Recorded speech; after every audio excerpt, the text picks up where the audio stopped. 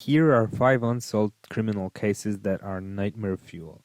The fact that they are unsolved to this day makes it so much worse. Stick to the end of the video for some mind-boggling statistics. Meet the Guber family and their maid. It is 1922 March, Hinterkaifeck, Germany. It all started with some unexplained events. The attic started creaking, a newspaper appeared in the kitchen, as well as footprints that led from the forest to the house but not back. Then one Tuesday, after one of the children stopped coming to school, 6 bodies were found on the farm. It is suspected that the family members were lured to the barn, where they were all killed except for the youngest boy, who was bludgeoned in his bed. The daughter survived the initial attack, as she was found with handfuls of her hair that she had torn out in her last moments. If all that wasn't enough to mortify you, it turns out that the killer stayed in the house for a couple of days. Food was ate, the cattle was fed, neighbors even said they saw smoke from the chimney. Even the dog had been let out, but nothing disappeared from the house. No one was ever charged, no murderer was found. No one knows why this happened. Now let's take a closer look at the odd case of Janette the Palma. We are now in Springfield Township in Union County, New Jersey. It is 1972. What seemed to be a normal day quickly turned into a horror story, starting with the fact that we would probably never hear of this case unless a dog didn't bring home a decomposed human forearm. Its master quickly called the police, and soon a decomposed body of a teenage girl was found on the top of a cliff in the nearby area. The investigation showed that the cliff where Janette's body was found was covered in occult symbols. Many believed that her body was actually found on a self-made altar. A local homeless man was investigated as the prime suspect, but it turned out that he had nothing to do with the case. Soon, the only explanation left was that Janette was murdered by some satanic cult. However, no evidence or proof was ever presented. Apparently, people of Springfield are still too frightened to speak about this case. It is as if the whole town repressed the memory of Janette the Palma. On June 5, 1960, 3 teenagers were murdered at Lake Bodom in Finland. The 4th one was very severely wounded with a blunt object. 1 girl and 3 boys were camping by the lake enjoying the late spring.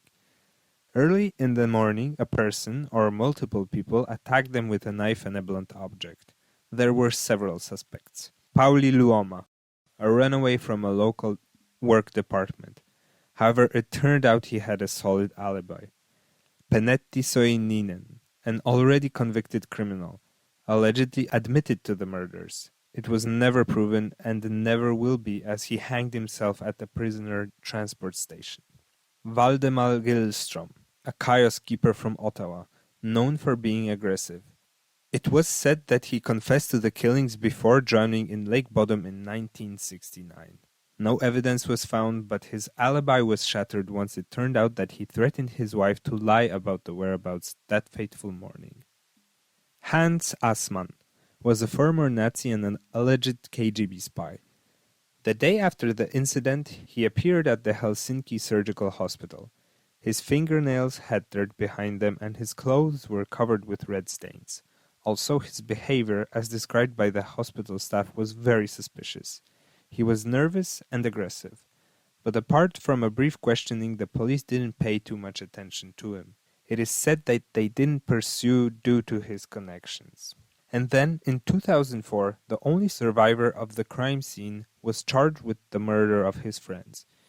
New technology allowed the investigators to determine that he was jealous over the girl that they were camping with and murdered his friends in anger.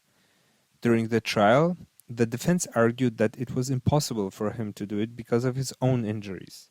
In 2005, all charges were dropped and he was paid for his mental suffering, leaving the case unsolved.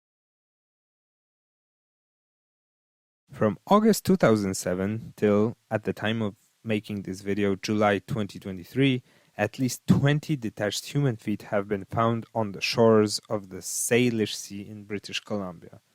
For some of them, the coroner was able to identify who it belonged to. Although foul play had been ruled out by the British Columbia Coroner's Service, it is hard to believe that this many feet, and only feet, would wash up in the area. And finally, on November 10th, 1985, a metal 55-gallon drum was found by a hunter. It was near a burned-down store at Bear Brook State Park in Allenstown, New Hampshire. Inside, skeletonized bodies of a female and a young girl wrapped in plastic were found. And then, 15 years later, another 55-gallon drum was found near the first discovery. Inside were the remains of 2 young girls. The police believe that all 4 murders occurred at the same time and all causes of death were blunt force trauma. In 2014, DNA profiling showed that the woman and the youngest and oldest girls were maternally related. Despite a full-blown investigation, no one was found guilty. And now to sum up some promised statistics. 340,000 cases of homicide and non-negligent manslaughter went unsolved from 1965 to 2022.